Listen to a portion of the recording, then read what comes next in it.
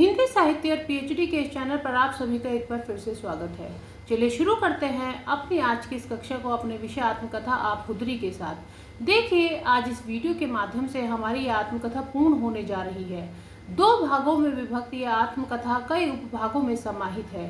देखिए, उपभागों को क्रम हमने आपकी सुविधा के लिए दिए थे ताकि आपको आसानी से आत्मकथा समझ में आ सके। आत्मकथा के माध्यम से रमणिका गुप्ता ने अपने अतीत के बारे में बताया कि किस प्रकार एक स्त्री होने के नाते यौन शोषण उनका हुआ, किंतु उन्होंने हार नहीं मानी। पितृसत्तात्मक समाज से लड़ती हुई वह सदैव आगे बढ़ी। स्वतंत्रता के गुणों से भरपूर उन्होंने कभी भी अपने आप को बंधनों में नहीं बांधा।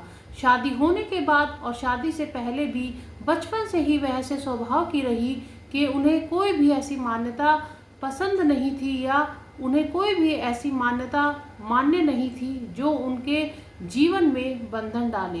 तो यही कुछ कहानी कहती है ये आत्मकथा। देखिए, बहुत से उपभागों को हमने आपके सामने प्रस्तुत किया कि कौन कौन से उपभाग हैं और क्या क्या कहते हैं।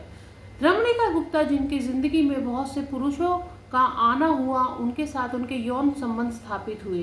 कई के साथ उनकी स्वेच्छा से स्थापित हुए और कई के साथ जब जोर जबरदस्ती, जिसमें से मास्टर पूरनचंद एक थे। और देखिए, बहुत से ऐसे मर्द उनकी ज़िंदगी में, पुरुष उनकी ज़िंदगी में आए जिन्होंने उनसे जोर जबरदस्ती संबंध स्थापित करने का प्रयास किया। कुछ ऐसे थे जिनको वह स्वयं ही अपना दिल दे बैठी और उनके साथ संबंध स्थापित उन्होंने स्वयं की इच्छा के अनुसार किए।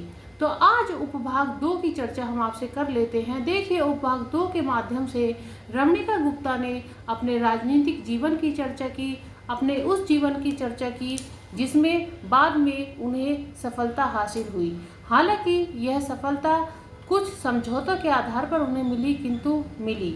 उनसे उन्हें नाम मिला और उनकी एक पहचान बनी। यात्राएं मुक्ति की छटपटाहट थी, राजनीति थी या सौदेबाजी थी। आप जानते हैं कि एक समाज सेविका वह रही, तो राजनीति में उन्होंने कदम रखा तो एक समाज सेविका भी वह रही। राजनीति में स्त्री का स्थान क्या था, उन्होंने ये बताया कि किस प्रकार स्त्रियों का शोषण किया जाता था। किसी भी पद पर पहुंचने के लिए या तो उनके पति के इच्छा के अनुसार वो किसी बड़े नेता के साथ सोती थी या स्वयं की इच्छा के अनुसार, और पति भी यह सब जानते थे। स्वयं की अस्मिता को समझाती हुई उपभाग 2 में वह नजर आती है। मन के दरवाजे पर मुक्ति की इच्छा की दस्तक। कुछ उपभाग ऐसे हैं जिनमें उन्होंने कविताएं अपनी बताई। उन्होंने कई कविताएं लिखी, लेखनी में अपना हाथ आजमाया। नृत्यांगना वो थी ही, किंतु देखिए, इस सब को हासिल करने के लिए उन्होंने बहुत जद्दोजहद की। बहुत सी ऐसी समस्याएं उनके सामने आई जिनको उन्होंने अपनाया, किंतु वो कुछ उसमें नहीं कर सकती थी। देखिए, आप जानते हैं कि ऊंचे पद तक पहुंचने के लिए स्त्रियों को कितना अपना एक बलिदान करना होता है। वही बलिदान रमणिका गुप्ता ने भी किया।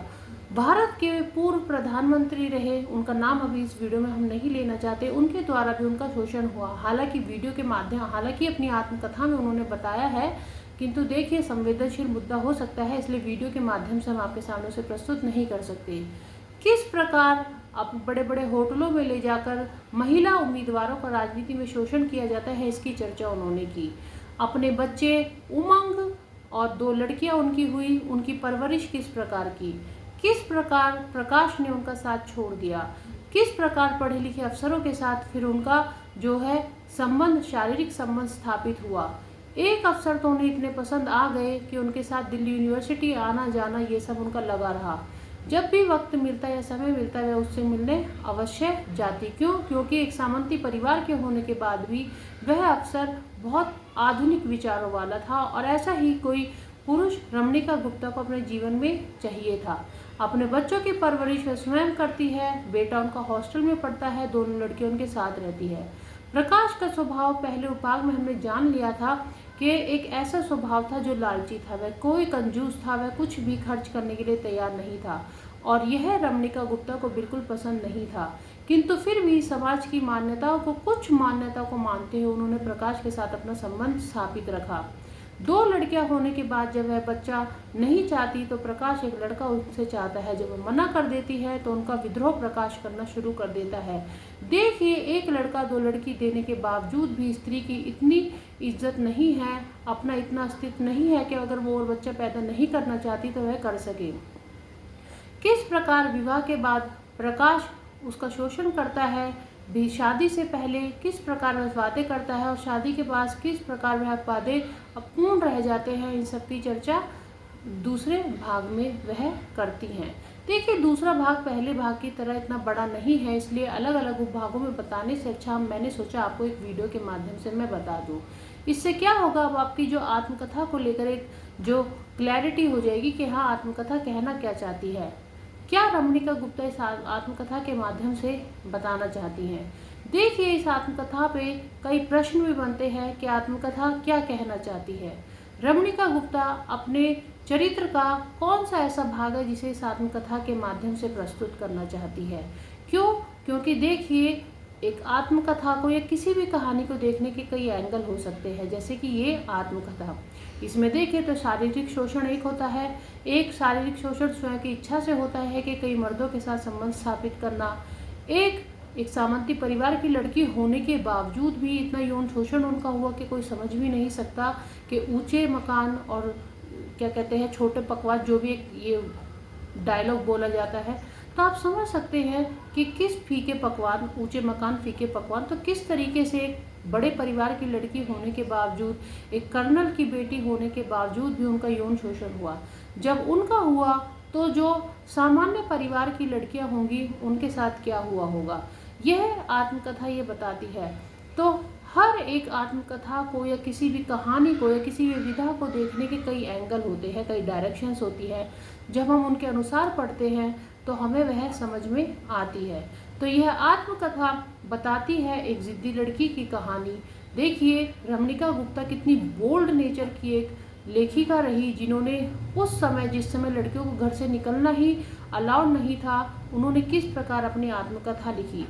कितने ही पुरुषों से उनके संबंध स्थापित हुए, सबका बयान करना एक औरत के लिए, आप जानते हैं, एक पुरुष के साथ तो अपना संबंध स्थापित करते समय सोचती है, उनके कितने पुरुषों के साथ संबंध स्थापित हुए और उनको सबके सामने बताना आत्मकथा के माध्यम से कितनी बोल्डनेस की एक बात है। उस समय में जब लड़कियों को घर से निकलना, क्या स्कूल जाना तक अलाउड नहीं था।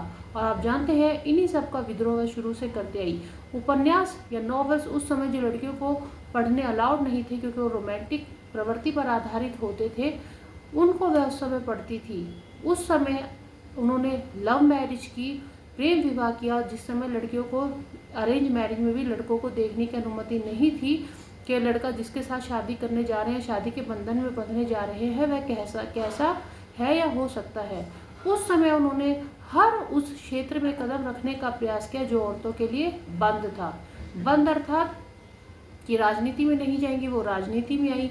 साहित्य के क्षेत्र में स्त्री नहीं जा सकती, वो साहित्य में आई। बीए तक पढ़ाई उन्होंने दिल्ली यूनिवर्सिटी से बीएड आदि किया, उसमें उनको जाना अलाउड नहीं था लड़कियों को। 5वीं से वो घर बैठ जाती थी, उन्होंने इतनी उच्च डिग्री उस समय पर हासिल की। तो यह दिखाता है कि स्त्री किसी भी मायने में कम नहीं है। रमणिका गुप्ता ने एक स्त्रियों के लिए एक मंच स्थापित किया कि हाँ, आप किसी भी दायरे में नहीं रह सकती। दायरे में रहकर काम करना स्त्रियों के लिए नहीं है। वह खुले विचार की हो सकती है, खुलकर अपनी ज़िंदगी को जी सकती हैं, किस प्रकार वह घर से निकल सकती हैं और अपना एक अस्तित्व स्थापित कर सकती हैं। पितृसत्तात्मक जो समाज है उसको चुनौती देते हुए वह आगे बढ़ी, हर उस चुनौती को स्वीकार करती गई जो उन्हें रोकता। हालांकि बीच में एक पड़ाव ऐसा आता है विवाह के बाद, जब उनके बच्चे होते हैं, कि वो स्वयं थोड़ा रुक जाती हैं, किंतु मन ही मन एक प्रश्न सदैव उन्हें कुरेदता रहता है कि मैं क्यों रुकी, क्या मेरा रुकना सही है। और हमेशा यही एक हलचल या खलबली उनके मन में रहती, और इसी खलबली को दूर करने के लिए उन्होंने हर वह संभव प्रयास किया जिससे वह अपनी उस मंजिल को पा सके जहां वह जाना चाहती थी। देखिए, प्रकाश ने उनका कभी साथ नहीं दिया एक पति होने के नाते, किंतु उन्होंने कभी भी उस रिश्ते की परवाह नहीं की और स्वयं का अस्तित्व बनाने में वह लगी रही, और यही आत्मकथा में वह बताती हैं। तो यह आत्मकथा आपुद्री रमणिका गुप्ता के माध्यम से हर उस स्त्री का चित्रण करती है जो समाज के बंधनों को नहीं मानती। देखिए, आप और हम भी शायद इसी स्वभाव के हो सकते हैं। विद्रोही प्रवृत्ति हर स्त्री के अंदर होती है, किंतु किसी भी कारणवश वह दब जाती है, और जब वह दब जाती है वहीं से ही स्त्री की जो है कमजोरी एक शुरू हो जाती है, उसे कमजोर समाज मानने लग जाता है। तो ये आत्मकथा हमें एक सीख देती है, क्या कि हमें स्त्री होने के नाते पितृसत्तात्मक समाज का विरोध करना चाहिए, हमें अपने कदमों पर आगे बढ़ना चाहिए, अपनी अस्मिता स्थापित करना चाहिए, अपनी अस्तित्व को जानना चाहिए कि हाँ मैं हूँ, मैं ना किसी की बेटी हूँ, ना किसी की बहन हूँ, ना किसी की पत्नी हूँ, ना किसी की माँ हूँ। मैं सिर्फ एक महिला हूँ, एक ऐसी महिला जिसका स्वयं का एक अस्तित्व है, जिसका स्वयं का एक नाम है, और इस नाम से भी उसे जाना जा सकता है। तो यही यह आत्मकथा कहती है। आज के लिए इतना ही। धन्यवाद। मूल आत्मकथा को पढ़िए, मूल पुस्तक से पढ़िए, संवादों को याद करिए, कौन कौन से पात्र थे उनको याद करिए और अपने एग्जाम की तैयारी करिए। आज के लिए इतना ही। धन्यवाद।